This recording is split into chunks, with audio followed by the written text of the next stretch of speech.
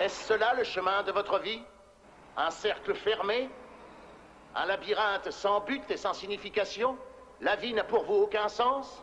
Savez-vous que vous pouvez vivre de la manière qu'il vous plaît de vivre? Et que Dieu ne peut rien faire contre cela? Vous n'êtes pas un pantin sur une corde, ni un jouet mécanique dont Dieu remonte ou démonte le ressort. Vous avez le droit de faire ce qui vous semble juste. Vous êtes fait à l'image de Dieu, vous êtes fait à l'image morale de Dieu, vous êtes votre seul juge. Vous avez le droit de choisir votre mode de vie. Si votre vœu est de mener une vie dont Dieu serait totalement exclu, plié aux exigences de votre chair, de vos seuls désirs, sous le seul contrôle de votre propre vouloir, n'admettant aucune contrainte, refusant Dieu, son royaume, son Fils Jésus-Christ, à votre aise. Non, on n'échappe pas à Jésus. Vous pouvez essayer, vous n'y arriverez pas.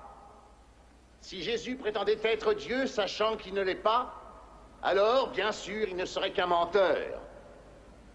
Si Jésus pensait qu'il est Dieu parce qu'il n'a pas de discernement, il ne serait qu'un maniaque. Mais si Jésus-Christ est ce qu'il prétend être, le Fils de Dieu, alors rien d'autre ne compte, excepté le reconnaître.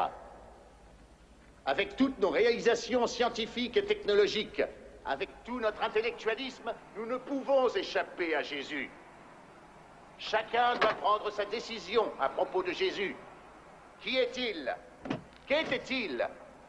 Quel poids a-t-il sur ma vie aujourd'hui? Dieu a dit, je prendrai une forme humaine. Et à vous tous, jeunes gens, je peux dire, c'est cela, Jésus-Christ. Dieu sous une forme humaine. Et Dieu, sous la forme de Jésus-Christ, né d'une vierge, a marché parmi nous. Et nous montre ce que Dieu était.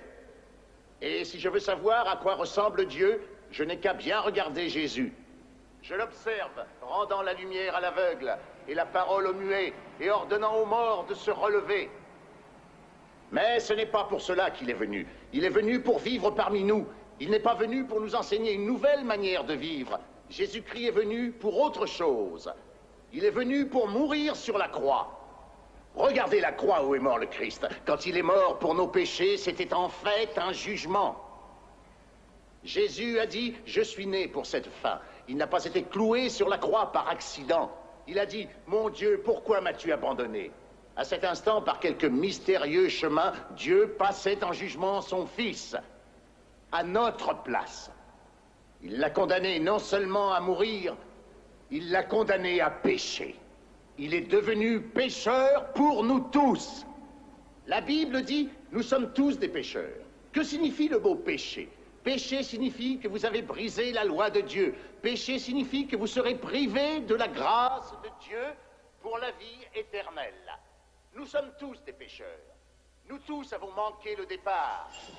Le péché nous a éloignés. J'ai retourné toutes mes affaires de golf. Impossible de retrouver ma canne numéro 9 et mon putter. Ils sont peut-être dans la chambre de Jeff. Ils s'en est servi à part. Pour racheter nos péchés et nous délivrer de cette solitude cosmique que nous ressentons tous. Le Dieu de la Bible n'est pas une froide et impersonnelle formule, ou simplement une puissance Tu veux un peu de café? de nous dans l'espace.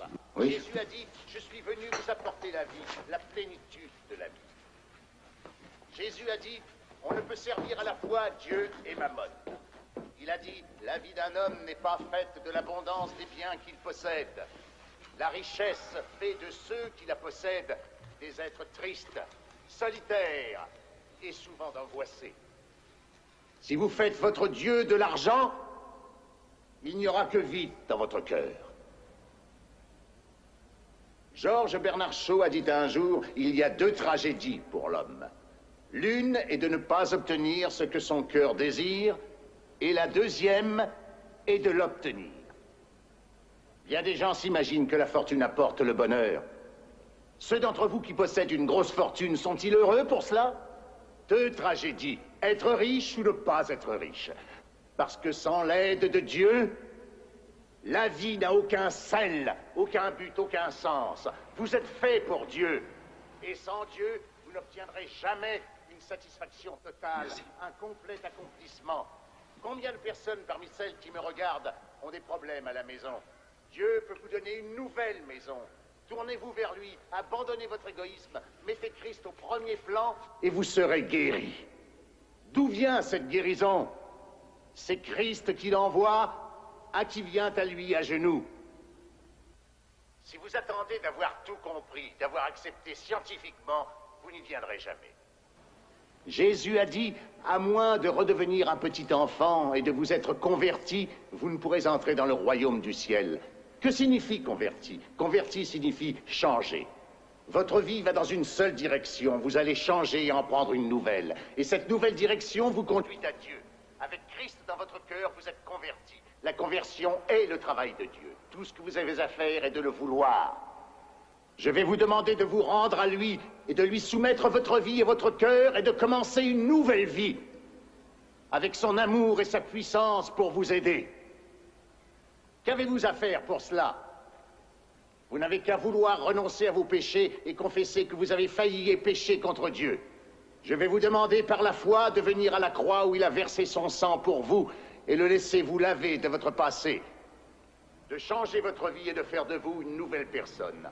Je vais vous demander de vous lever de votre siège, de venir ici au pied de cette estrade et de dire « Je choisis Christ pour mon Seigneur et Maître et Sauveur ». Il y a un jeune homme, il y a une jeune femme, il y a un père, il y a une mère à qui Christ va parler. Vous allez devoir affronter la mort, devoir affronter le jugement de Dieu. Par-dessus tout, vous allez devoir affronter la vie. Et vous ne pouvez rien affronter sans Christ.